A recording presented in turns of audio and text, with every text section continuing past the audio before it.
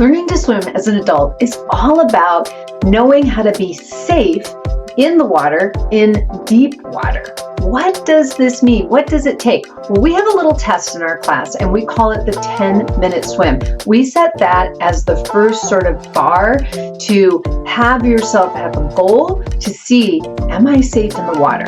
So this video, I'm going to explore what does that actually mean? What goes into the 10-minute swim?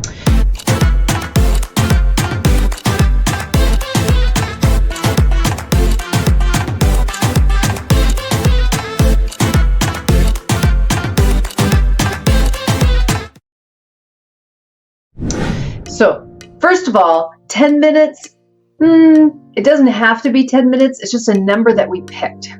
We picked that number because it coincides oftentimes if you're going to do a small craft class, like a sailing class or a crew class where you're rowing, they might require you to do a 10-minute float test. And so we kind of went with that 10-minute. It's a little bit of a universal bar, a universal marker to say 10 minutes. But really what we're after, what I really would want you to think about is that you could go for an extended period of time. You could have something not so great happen and you can recover while you are swimming. You don't have to get out, you don't have to get to the side, you don't have to stand up, right, to recover from something not pleasant happening. Now, this not pleasant thing could be something like, you got water in your nose. It could be something like, oh, a fish touched me. It could be something like, I'm starting to worry that I'm going to get too tired, and now I'm starting to get a little bit anxious, and I'm moving a little fast, and I'm getting a little out of breath. So it could be a physical thing, or it could be a mental thing. Lots of times it's a mental thing that then really makes us tense and makes us speed up and lose our calm within centering place. That's what really stops us from being able to continue on. I want you to be able to think about being a safe swimmer as I can be in for as long as I want to. 10 minutes is a nice container to start it with. I want to get out because I gotta go to the bathroom, or I'm hungry.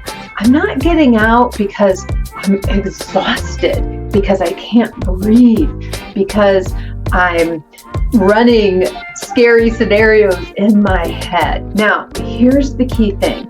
Most of the time, when people vision, okay, a 10-minute swim, something like this, to be safe in the water, they vision either that they're doing front crawl. This is our overarm stroke with the side breathing that you're seeing in the Olympics, or they're visioning that they have to be able to tread water, have their head out of the water, like water polo players do. Now, that can go in to your 10-minute swim, but that is not required of your 10-minute swim. Here's what's required. What's required is that you know how your body, your perfect body, and the water work together. You know what your buoyancy is. You know how to take out all of the work in your body and let the water do the work for you. And you know how to get air whenever you want to. And you can move around, not for the purpose of needing to get out or because safety's over there. You can move around because that's showing that you can tense and let go of muscles, that you have a way that you know how to connect to the water and how to let go of the water. There are times I want to connect and push on the water, and there are times when I don't want to push on the water. Right?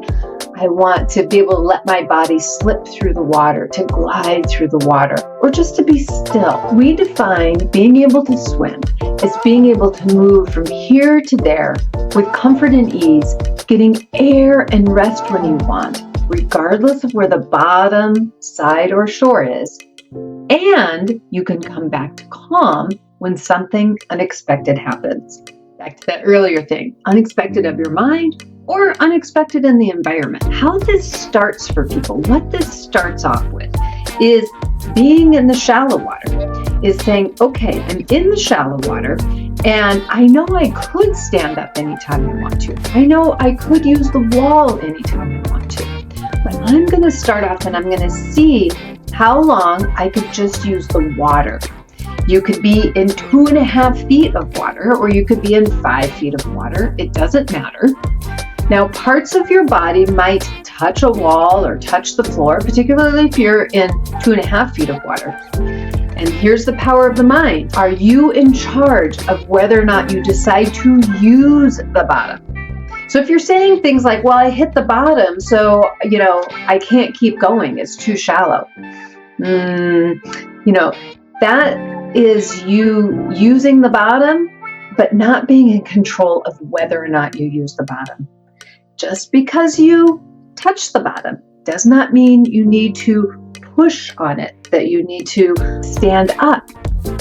It's feeling your connection with the water. And it's usually the top couple feet for most people, depending on your buoyancy level. So we start off in the shallower area, and it might start off of like, oh, I can go a minute. I can go a minute that I'm face down, maybe just floating, and then I roll onto my back for breath.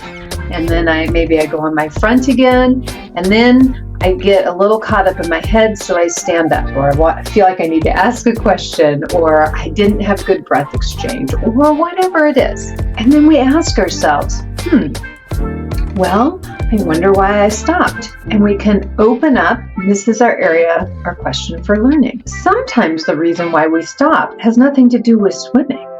It has to do with our thoughts about it. Like, I wasn't sure what the rest of the class was doing, or if I should still be doing this, or I thought I had to stand up to solve this problem because I haven't been practicing solving problems while I'm floating, and to give room to think about and slow myself down enough to problem solve while I'm floating, swimming, engaging with the water. You can go a minute, then maybe you can go a minute 10 seconds, minute 20, etc., etc. We want to keep building on this. A lot of people, it starts with just front floating, back floating. Front floating, back floating. Oh, I can front float and back float, because when you back float, I can get air. When my front float, it just kind of feels good on my body. It's easier. I'm not thinking about my face in or out of the water. I can see differently, so I kind of enjoy it. It helps with some of the boredom part of it. So that is usually how people start with it. And then it's, oh, I can move on my front because I want to see what's over there. And I could turn because I ran out of space and go some more. Oh, and then I need air, so I go on my back and I get some air. And maybe I use my arms to move around on my back. And I go on my front again, going between the two with some movement. And then we up the notch again, where we do something like, can we play a game? Could you go get to hoys off the bottom? Could you play torpedo and use the water to get your rest and recovery? Now, if things are a little more dynamic, you're putting a little more effort in, and you get a little more out of breath. And then the question becomes, oh, can I slow myself back down and get rest while still being in the water? I don't have to stand up to get the rest. How could I get the rest while still being in a swimming mode? When you can do this, when you can get that air and the rest and move around and go for extended period of times, this is the time where we really start to offer, like, sure, go ahead and start to learn something like the front crawl. Not because the front crawl is going to keep you safe or help you get air any better than you're already getting air, but simply because it's another thing to do in the water, because you'll have more variety of ways to be moving through the water, because it'll give you a chance to be practicing this 10-minute swim, but in just a kind of different way. We want to develop other strokes on the basis of, I am safe.